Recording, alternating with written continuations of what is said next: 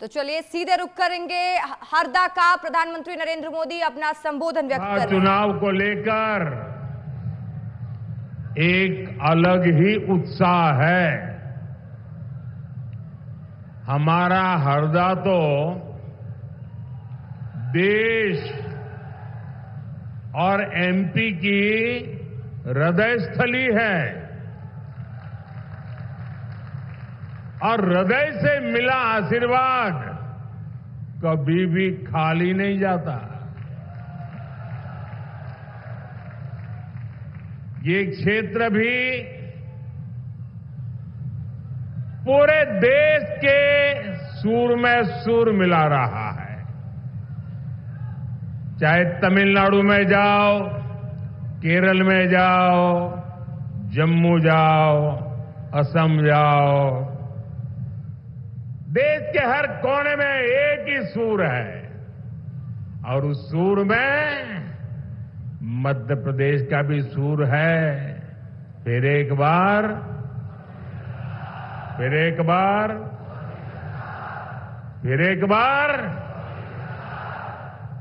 साथियों,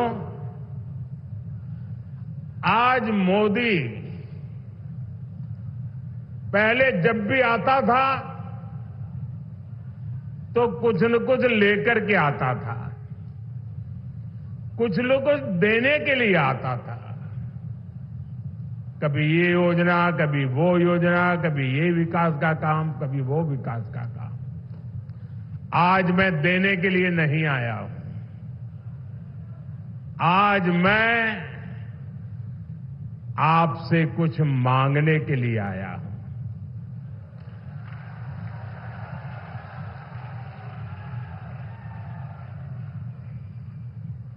सर झुका करके मांगने के लिए आया हूं,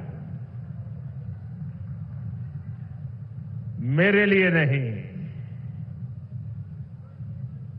आपके बच्चों के उज्जवल भविष्य के लिए मांगने के लिए आया हूं। मैं आज आपके पास मांगने के लिए आया हूं, देश के उज्जवल भविष्य के लिए मांगने के लिए आया हूं। मैं आज आपसे मांगने के लिए आया हूं, विकसित भारत के संकल्प को साकार करने के लिए कुछ मांगने के लिए आया हूं। और मैं आपसे मांगता हूं आपके आशीर्वाद, मुझे आपके आशीर्वाद चाहिए। आपके आशीर्वाद ये मेरी बहुत बड़ी पूंजी है। जनता जनार्दन ईश्वर का रूप होती है और जब जनता जनार्दन आशीर्वाद देती है तो आशीर्वाद स्वयं ईश्वर के आशीर्वाद होते हैं।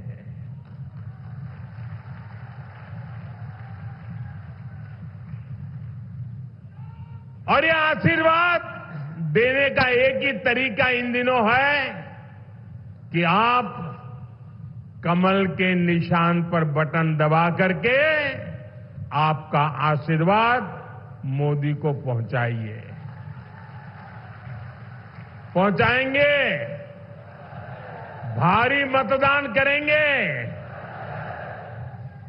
ये आपका वोट ही है जिसने पिछले 10 वर्षों में देश को तेज विकास की गारंटी दी है।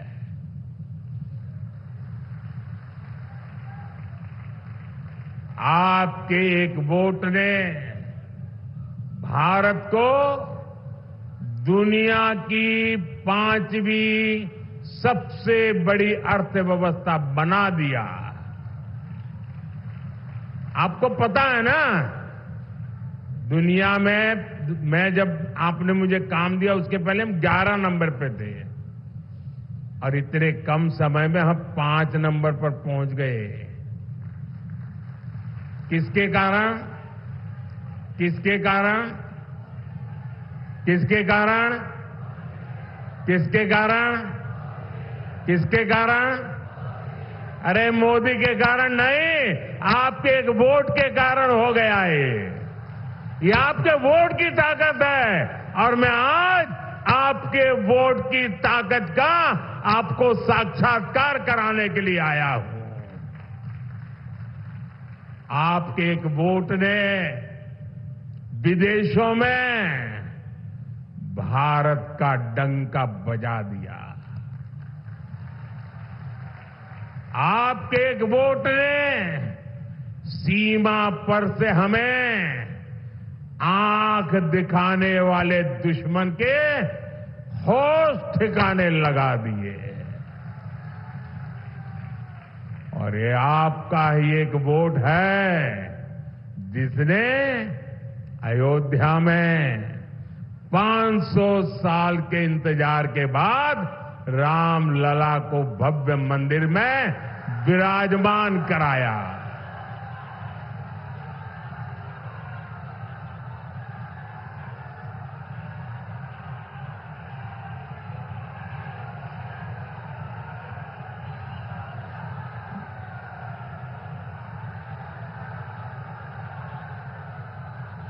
बेटा आप वो फोटो लेकर के नीचे बैठ जाइए, पीछे लोगों को दिखता नहीं है, आप बैठ जाइए। जय श्री राम। और इन 10 वर्षों में ये जो काम हुआ है वो तो केवल एक ट्रेलर है, ट्रेलर।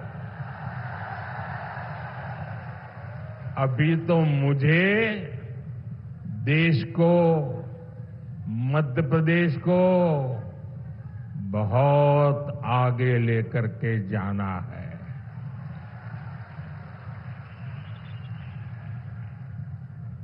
हमारे मुख्यमंत्री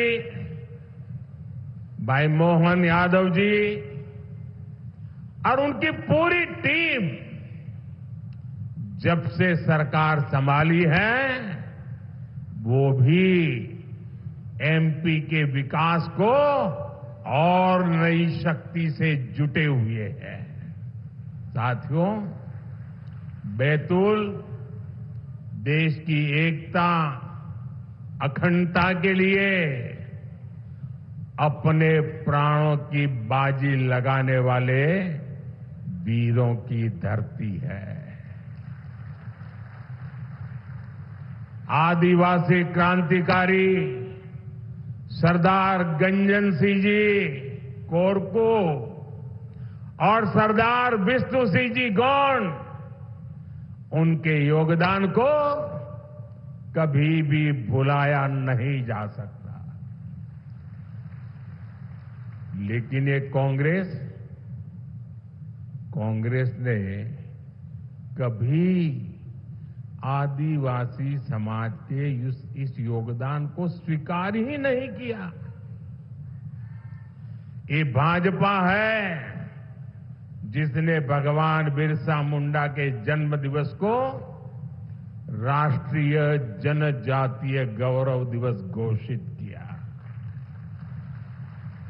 भाजपा सरकार में ही लाखों आदिवासी भाइयों बहनों को वन अधिकार का पट्टा दिया गया है। इन 10 वर्षों में पीएम आवास, उज्ज्वला सिलेंडर, बैंक खाते और मुफ्त इलाज जैसे अनेक काम हुए हैं। इन कार्यों ने आदिवासी समाज की हमारी माताओं, बहनों, बेटियों के जीवन से बहुत सी मुश्किलें कम कर दी है। साथियों, अगर सरकार की नीतियां सही हो तो अन्नदाता क्या कर सकता है, ये बैतूल के किसानों ने करके दिखाया है। इस क्षेत्र में रबी और मूंग की फसलों का उत्पादन जिस प्रकार से बढ़ा है, मैं हेलीकॉप्टर से उतर करके यहां पहुंचा, चारों तरफ मूंग मूंग मूंग की बात हो रही है। और यहां भी तोहफा दिया तो मूंग का ही दिया। और इसमें तवा नदी पर बने डैम का बहुत बड़ा योगदान है। हरदा में मोरन गंजाल संयुक्त सिंचाई परियोजना पर भी काम शुरू हो चुका है। आज एमपी के 80 लाख से अधिक किसानों को हमारी सरकार पीएम किसान सम्मान निधि भी दे रही है। बैतूल इंदौर 4 लेन हाईवे जैसी सड़कें भी बैतूल के किसानों और लोगों के लिए कई बड़े अवसर खोल देगी। साथियों, 24 के इस चुनाव ने कांग्रेस पार्टी की कलई देश के सामने खोल कर रख दी है। कांग्रेस का हिडन एजेंडा, खतरनाक हिडन एजेंडा अब खुल करके देश के सामने आ चुका है। सेक्युलरिज्म के नाम पर वोट बैंक की राजनीति करने वाली, डोंग करने वाली कांग्रेस ने सामाजिक न्याय की मूलभूत भावना की भी हत्या कर दी है। अब ये खुलकर सामने आ गया है कि कांग्रेस पार्टी दलितों, पिछड़ों, आदिवासियों से कितनी ज्यादा नफरत करती है। साथियों, आजादी के बाद कांग्रेस का सबसे बड़ा विरोध बाबा साहब आंबेडकर ने किया था। बाबा साहब दूर का देख सकते थे कांग्रेस देश को कैसे पतन के राह पर ले जा रही है, ये बाबा साहब ने उस समय देख लिया था। ये बाबा साहब आंबेडकर ही थे जिन्होंने धर्म के आधार पर आरक्षण दिए जाने का कड़ा विरोध किया था। हमारे संविधान निर्माताओं ने लंबे समय तक इसकी चर्चा की थी, हर प्रकार के दिमाग अप्लाई किए थे और हमारे संविधान निर्माताओं ने मिलकर के धर्म के आधार पर आरक्षण नहीं दे सकते, ये निर्णय किया था। ये हमारे संविधान की मूल भावना थी, लेकिन कांग्रेस के कारनामे वो संविधान की मूल भावना के भी खिलाफ है। लेकिन कांग्रेस हमेशा बाबा साहब के संविधान को मिटाने और एससी, एसटी, ओबीसी के आरक्षण को छीनने की कोशिश करती रही है। कांग्रेस एससी, एसटी, ओबीसी से आरक्षण छीनकर उसे अपने खासम खास प्रिय वोट बैंक को देना चाहती है। जब केंद्र में कांग्रेस की सरकार बनी थी, तब उन्होंने सबसे पहले आंध्र प्रदेश में धर्म आधारित आरक्षण की शुरुआत की थी। लेकिन तब कांग्रेस अपने मंसूबों में पूरी तरह कामयाब नहीं हो पाई थी। लेकिन भाई और बहनों, कांग्रेस पार्टी अभी भी वो खेल खेलना चाहती है, चोरी छुपी से करना चाहती है, पर्दे के पीछे रह करके देशवासियों की आंख में धूल झोंक करके वो खेल खेलना चाहती है। कांग्रेस ने कर्नाटका में, ये जरा मेरे भाई बहन सुन लीजिए बराबर, कैसा पाप किया इन्होंने। कर्नाटका में ओबीसी को जो आरक्षण मिलता है, उस ओबीसी के कोटे से आरक्षण का हिस्सा छीनने के लिए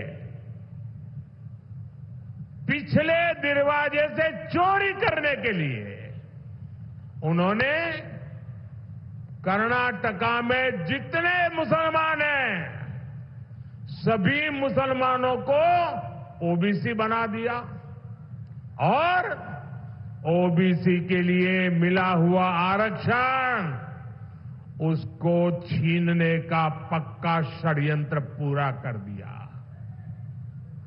कांग्रेस की ये हरकत पूरे देश के ओबीसी समाज के लिए खतरे की घंटी है। अपने मैनिफेस्टो में भी कांग्रेस लगातार धर्म आधारित आरक्षण की बात कर रही है। तेलंगाना के कांग्रेस के मुख्यमंत्री ने अभी हाल ही में नाम लेकर कहा है कि वो मुसलमानों को आरक्षण दिलवा कर रहेंगे। साथियों, कांग्रेस अपने वोट बैंक को खुश करने के लिए किसी भी हद तक जा सकती है। अब कांग्रेस ने देश के लोगों की संपत्ति छीनकर उसे भी अपने वोट बैंक को मजबूत करने की तैयारी शुरू की है। अगर किसी के पास एक से ज्यादा गाड़ी, एक से ज्यादा मोटरसाइकिल, एक से ज्यादा घर होगा तो कांग्रेस कहती है कि हम ऐसा कानून बनाएंगे कि आपका जो एक से अधिक है वो कांग्रेस की सरकार छीन लेगी, जब्त कर लेगी। आपका गांव में घर है, अब बच्चे बड़े हो रहे हैं, शहर में एक घर बनवा लिया तो अब कांग्रेस कहती है वो ऐसा कानून लाएंगे, एक ही घर रख सकते हो, दो है तो एक दे दो, ताकि वो अपने खास लोगों को बांटना चाहते हैं।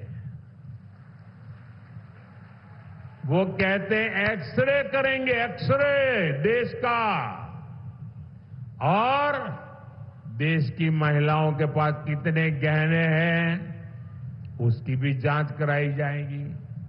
किस महिला के पास कितना स्त्री धन है उसकी भी जांच कराई जाएगी। मंगलसूत्र कैसे छीन लिया जाए उसकी योजना बनाई जाएगी। ये सब संपत्ति सोना चांदी छीनकर कांग्रेस अपनी वोट बैंक मजबूत करने के खेल खेल रही है। और इस बात का वो कांग्रेस के नेता अपनी रैलियों में खुला ऐलान कर रहे हैं। आप मुझे बताइए, आप अपनी संपत्ति किसी को भी छीनने देंगे क्या? छीनने देंगे क्या? ऐसे छीनने वालों को आप माफ करेंगे क्या? साथियों, कांग्रेस कैसे आपकी संपत्ति को लूटना चाहती है, इसका एक और उदाहरण आज देश के सामने आया है। कांग्रेस के शाहजादे के सलाहकार, कांग्रेस के बड़े नेता ने कहा है कि भारत में इनहेरिटेंस टैक्स लगना चाहिए, यानी आपके दादा दादी माता पिता ने जो कुछ भी बचाया है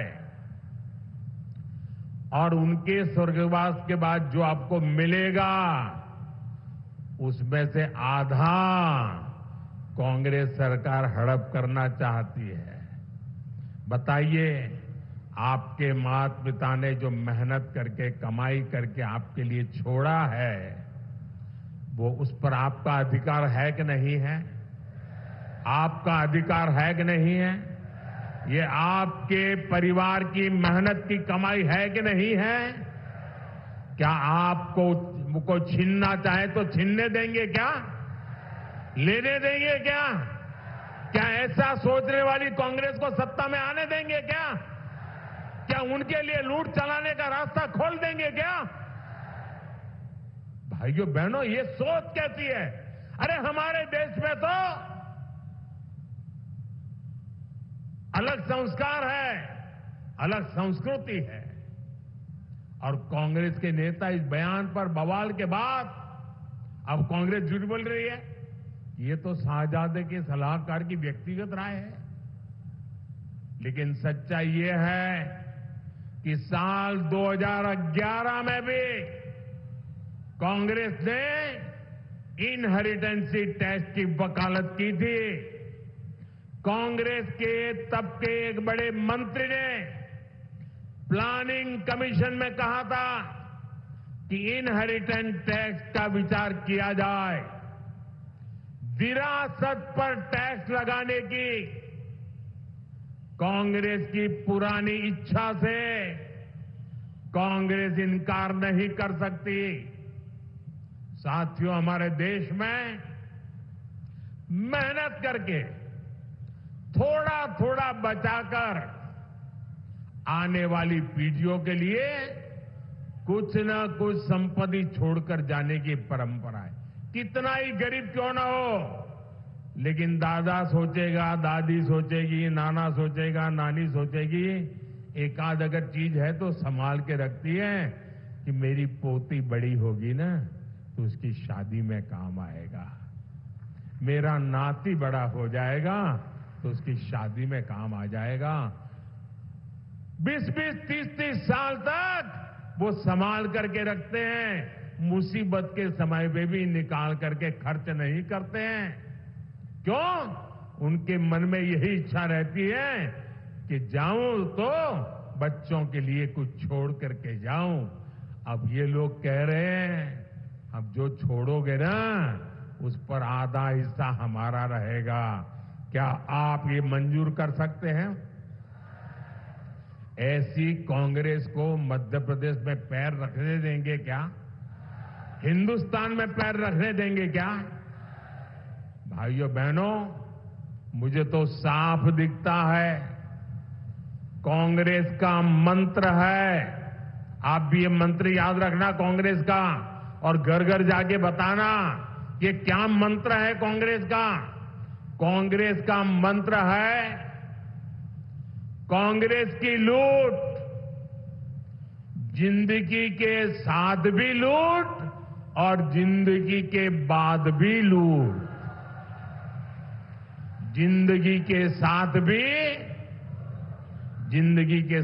लूट, जिंदगी के साथ भी, जिंदगी के साथ भी, जिंदगी के साथ भी, जिंदगी के बाद भी, जिंदगी के बाद भी। ये है कांग्रेस। इसलिए आपको कांग्रेस से बहुत सावधान रहना है।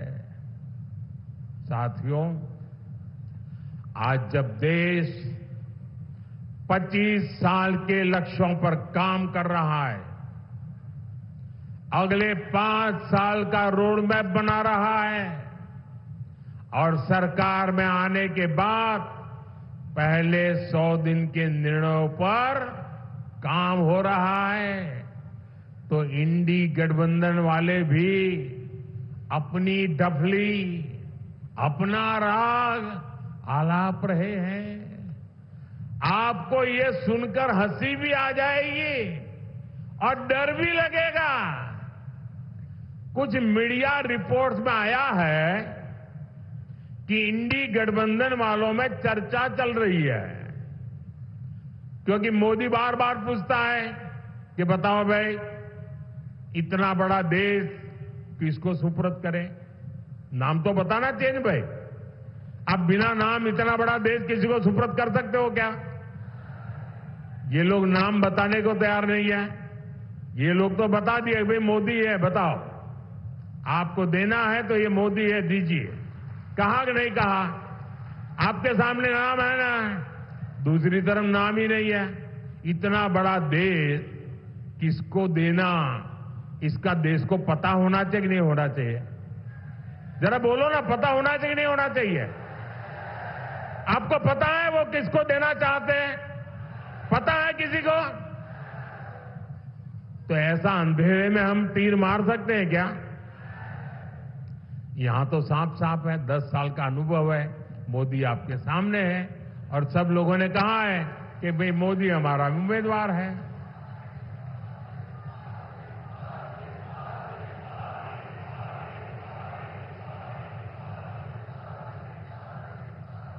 ये लोग इसका जवाब ढूंढ रहे थे, जवाब मिल नहीं रहा था, लेकिन अभी कुछ मीडिया रिपोर्ट में आया है कि मोदी बार बार पूछ रहा है कि भाई बताओ तुम्हारा नेता कौन, जिसको किसको सुपुर्द करे? तो बोलते हैं उन्होंने फॉर्मूला बनाई है। उन्होंने फॉर्मूला बनाई है कि कौन प्रधानमंत्री बनेगा। कहा जा रहा है कि ये लोग 1 ईयर 1 PM फॉर्मूला बना रहे हैं, यानी 1 साल 1 PM, दूसरे साल दूसरा PM, तीसरे साल तीसरा PM, चौथे साल चौथा PM, 5वें साल 5वां PM। बताओ भाई क्या होगा देश का? क्या होगा? क्या होगा मुझे बताइए? देश बचेगा क्या? आपका सपना बचेगा क्या? आपके बच्चों का भविष्य बचेगा क्या? इसका मतलब ये PM की कुर्सी का भी ऑक्शन करने लग गए हैं। भाई बताइए, जो बोली बोलेगा 1 साल बैठेगा। और मजा क्या होगा फिर? जो एक ऊपर बैठेगा ना, 4 लोगों को कुर्सी की टांग पकड़ करके बैठ जाएंगे और मौके की तलाश में रहेंगे कि इसका साल पूरा कब होता है, उसको हिलाते रहेंगे। भाइयों बहनों, यूं तो जो सुनने के बाद लगता है कि यार तो शायद मुंगेरी लाल के सपने जैसा होगा, लेकिन साथियों मैं आपको जागृत करना चाहता हूं, मैं चेताना चाहता हूं।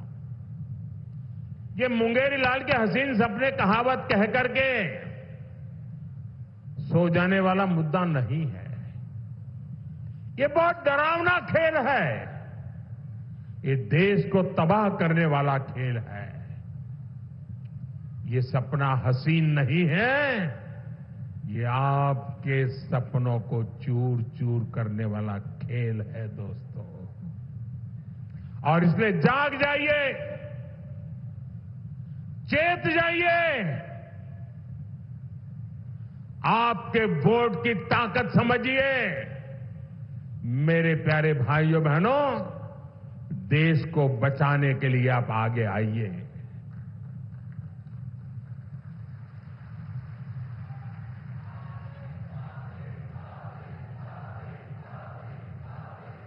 जो रील्स में, सोशल मीडिया पर लोग मजाक में कहते हैं, उस पर इंडी गठबंधन बहुत गंभीरता से विचार कर रहा है।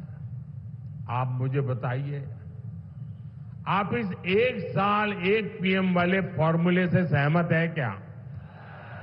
5 साल में 5 पीएम आपको मंजूर है क्या? क्या देश को ऐसे परिस्थिति में छोड़ सकते हैं क्या? तो दुनिया के लोग मजाक उड़ाएंगे कि नहीं उड़ाएंगे?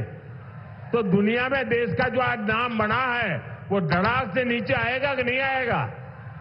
ये जो चंद्रयान भेजा है, अब गगनयान भेजना है, वो जा पाएगा क्या? साथियों, 7 मई को हमारे इस क्षेत्र में चुनाव है। विदिशा में उम्मीदवार है हमारे भाई शिवराज जी, और यहां पर उम्मीदवार है हमारे दुर्गादास उइके जी। ये दोनों मेरे साथी संगठन में मैं शिवराज साहब के साथ काम करते थे। वे मुख्यमंत्री थे, मैं भी मुख्यमंत्री था, हम साथ काम करते थे। वो पार्लियामेंट में गए थे तब मैं महामंत्री के नाते साथ में काम करते थे। अब फिर मैं एक बार उनको ले जाना चाहता हूं। और उइके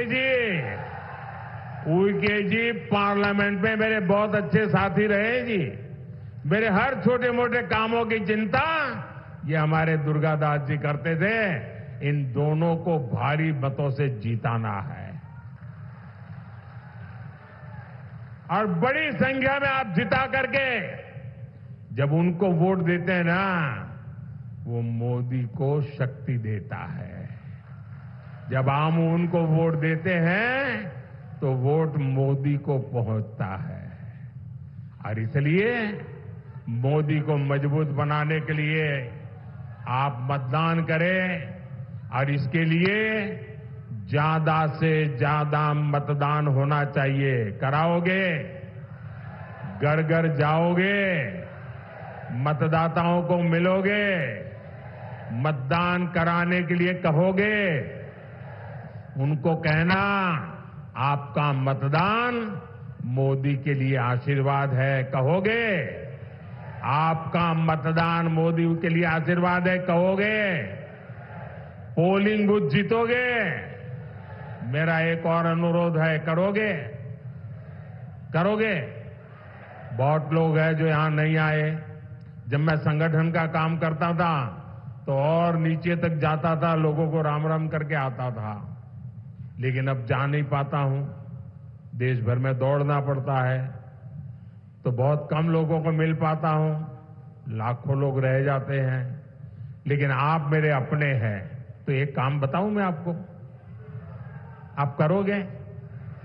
मेरे अपने हैं वो बता दे, करेंगे? जो मानते हैं कि वो मेरे हैं वो बता दे, करेंगे?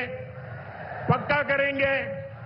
एक काम करना, जो लोग यहां नहीं पहुंचे हैं उन पर जाना और कहना कि मोदी जी हरदा आए थे और मोदी जी ने आपको प्रणाम भेजा है, मेरा प्रणाम पहुंचा देंगे। हर घर में मेरा प्रणाम पहुंचा देंगे, घर घर जाके पहुंचा देंगे। बोलिए भारत माता की, भारत माता की, भारत माता की। बहुत बहुत धन्यवाद।